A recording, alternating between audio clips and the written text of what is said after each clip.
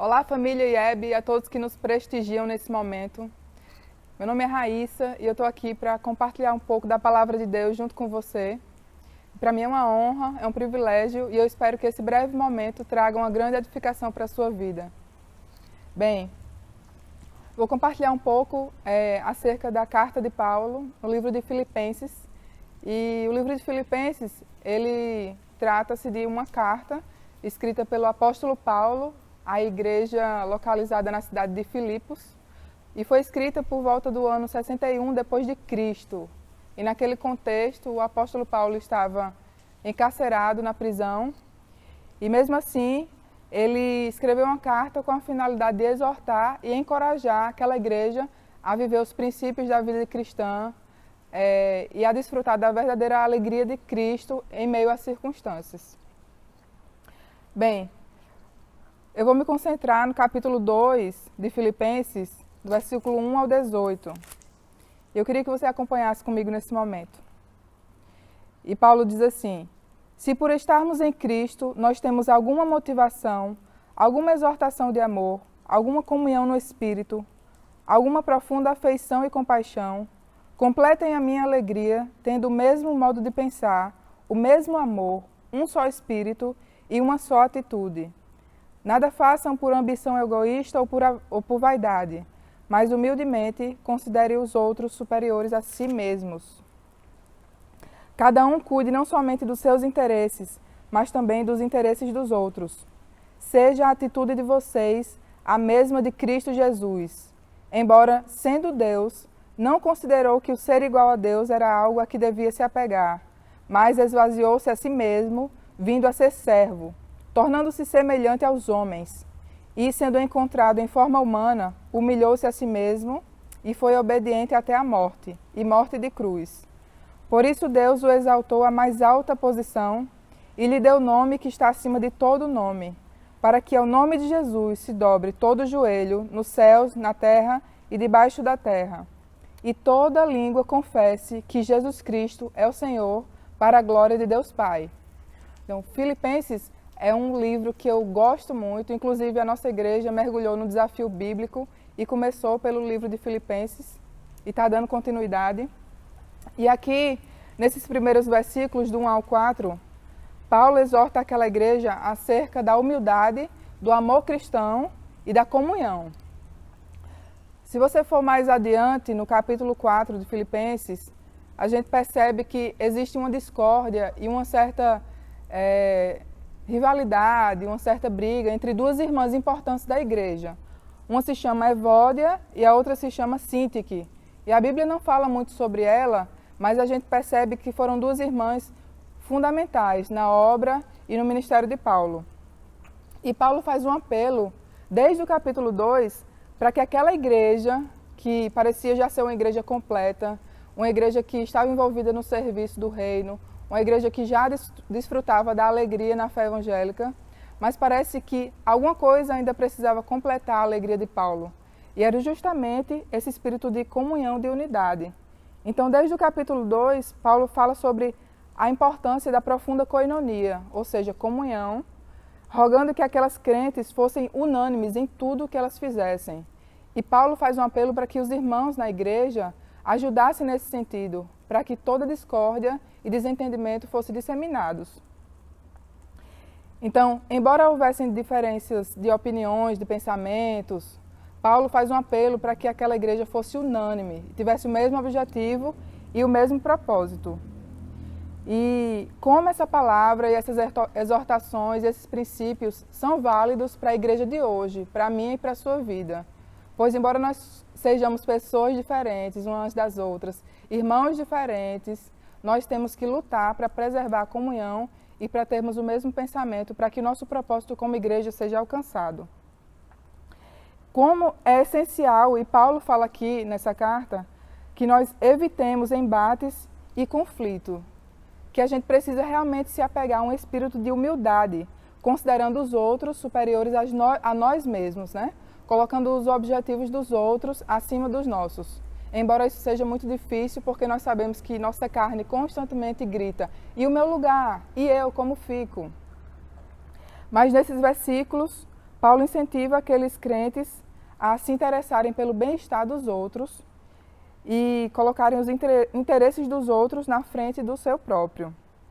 E a não fazerem nada com motivação errada, nem com presunção, nem com arrogância. Então, todos esses princípios e essas exortações a gente encontra aqui nos primeiros versículos, do 1 ao 4. Já no versículo 5 ao 11, e eu achei bom fazer essa pequena divisão para a gente compreender melhor como esse capítulo 2 é recheado de ensinamentos. E no versículo 5 ao 11, Paulo enfatiza a questão de seguirmos o exemplo de Jesus Cristo, através da humilhação e da obediência. Jesus, mesmo sendo Deus, ele abre mão dessa condição e se esvazia, se submete à forma humana e passa por tudo que nós passamos nos dias de hoje e naquele tempo. Se submete a passar por dores, por frustrações, por traições. E o próprio Cristo, sendo Deus, abre mão da condição dele para poder passar por isso e cumprir o propósito divino, Ele enfrentou o Getsêmani, ele subiu aquela cruz, mas a palavra diz que no terceiro dia ele ressuscitou e Deus Pai o eleva à condição mais alta que existe, elevando o nome dele acima de todo nome já conhecido. Então, além de tudo isso, sobre Jesus pesava a responsabilidade de redimir a humanidade, mas Jesus ele foi humilde o suficiente e obediente o suficiente para se submeter ao plano de Deus e salvar a humanidade. Então, Paulo também convida aquela igreja a se submeter a essa condição, a elevar o nível da obediência para que a obediência cristã possa ser uma obediência sacrificial, extrema e rápida, assim como foi a de Cristo. Bem, nos versículos 12 ao 18, e essa última parte para finalizar, Paulo fala sobre que os cristãos deveriam pôr a salvação em prática, pôr a fé em prática, fazer a diferença no meio da sociedade, como igreja realmente ser sal e luz e brilhar como estrelas reluzentes em meio a um mundo de densas trevas espirituais. E aí, nesses versículos 12 ao 18, Paulo não esconde o risco iminente que ele tem de morrer. Ele está encarcerado e ele não esconde isso daqueles irmãos. E ele pede, inclusive, ele roga para que o trabalho que ele desenvolveu não seja inútil, para que os irmãos daquela igreja, e esse é um apelo que reverbera até o tempo de hoje, para as nossas vidas, que não seja inútil tudo que a palavra nos ensina, tudo o que foi feito antes de nós para que o evangelho chegasse até aqui.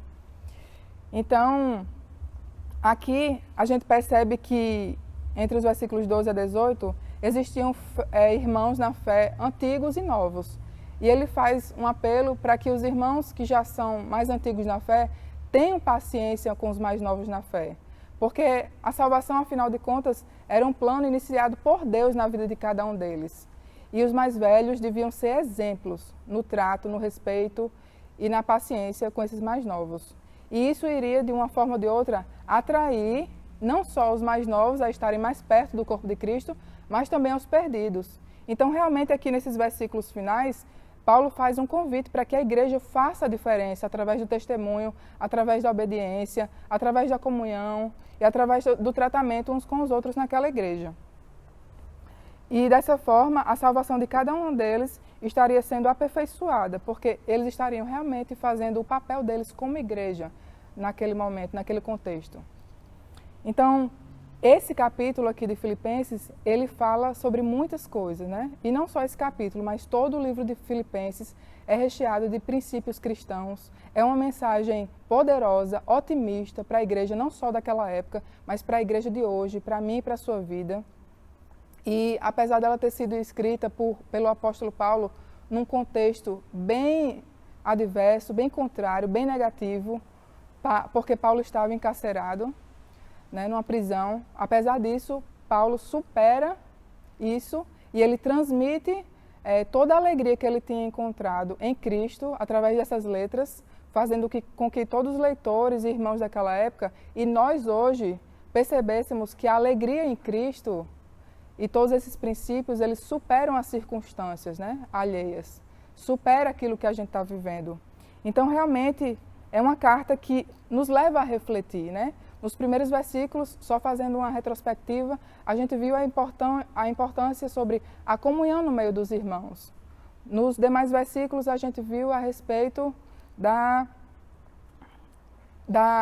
do exemplo que nós devemos ter, que é Cristo, e sermos humildes e obedientes como Cristo foi, até a morte.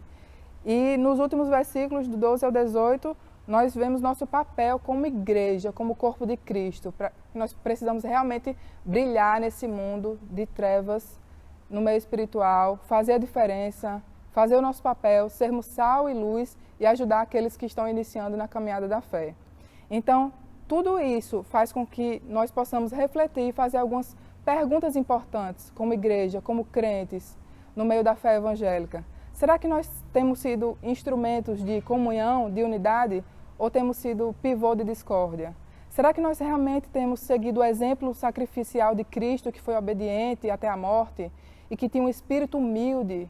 Será que nós estamos sendo assim uns para com os outros? Ou será que nós estamos colocando os nossos próprios interesses acima dos outros? Será que por trás das nossas falas e ações no meio do serviço da igreja existe alguma motivação errada? E será que nós realmente estamos cumprindo o nosso papel e dando bom testemunho no meio da sociedade corrompida? São perguntas que eu tenho feito para a minha vida e que eu convido você a fazer também. Então, que a palavra de Filipenses possa ser edificante para você e que esse breve momento aqui tenha sido marcante para a sua vida, assim como foi para a minha. Que Deus possa te abençoar.